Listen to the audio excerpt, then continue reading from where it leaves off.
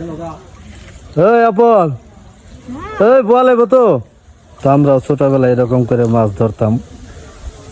তো আসলে ছোটবেলার স্মৃতিগুলো এখন মনে পড়ে। দেখেন সে ওই পোনার জাল বলে আর কি, সেটা দিয়ে মাছ ধরতেছে। তো যে পাশে একজন দাঁড়িয়ে রয়েছে। তো আমাদের এরকম ছোটবেলায় এরকম হইতো, তো আমরাও যাইতাম মাছ ধরার জন্য। তো মাছ পাইতাম বা না পাইতাম, কিন্তু আসলে মনের যে একটা আনন্দ ফুর্তি, ওটা নিয়ে মাছ ধরতে গেতাম। এই পাশে নদী, এই যে সুজন ভাই এই পাশে ধর্মজাল পাচ্ছে। সুজন ভাই, ধর্মজাল কি আজকে কমপ্লিট হবো ভাই? আশা আছে।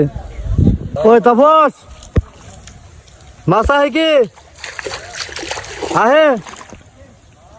আহম কি জাল নিয়া?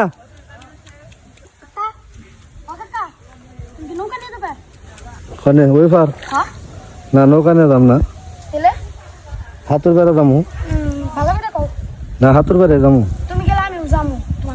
আচ্ছা, আমি যদি যাই তাহলে তাই নিয়ে যাম নি ভাই করে।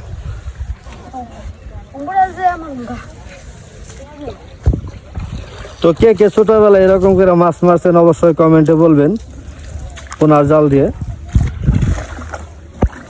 সুজন ভাই অনেক পরিশ্রম করতেছে আজকে ধর্মজালটা সে টানানোর জন্য, কারণ আমাদের নদীতে মাছ আসতেছে এখন।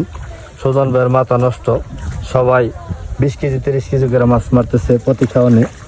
তো সুজন ভাই এটা দেখে মানে হাফ ফেল করে আজকে জালটা সব ঠিক করে ফেলাইছে 2-3টা কামলা নিয়ে। ওই যে ওইবার দেখেন সাধু ভাই বৈশা রয়েছে, আমাদের সাধু ভাই। আর ওই পাশে এই যে তাপস, ওই দেখেন তাপস এখন জাল মারবে। এই রে বাপ রে বাপ, দেখেন নদীর উপর, আমি আছি এই উপর। অনেক সুন্দর আমাদের এই নদীটা। দেখেন ওই পাশ দিয়ে এক লাইন, এই পাশ দিয়ে এক লাইন। তো এটা হইতেছিল খালের মুখ, আর এটা হইতেছিল আপনার নদীর মুখ। ঠিক আছে, অনেক সুন্দর নদী। কি করবি? মাছ থাকে না। সুজন ভাই পান চাবাইতেছে আর জাল নিয়ে ব্যস্ত আছে।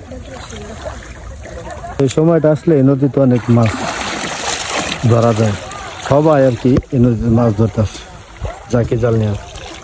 তো আজকে আমি নদীর উপর যাই নাই, কারণ এই পাশে সুজন ভাই সে জাল পাততেছে, নগে বাস একটু ধরতেছি। তো সে একা এগুলা পারতেছে না, কারণ এগুলা পাততে গেলে অনেক পরিশ্রম।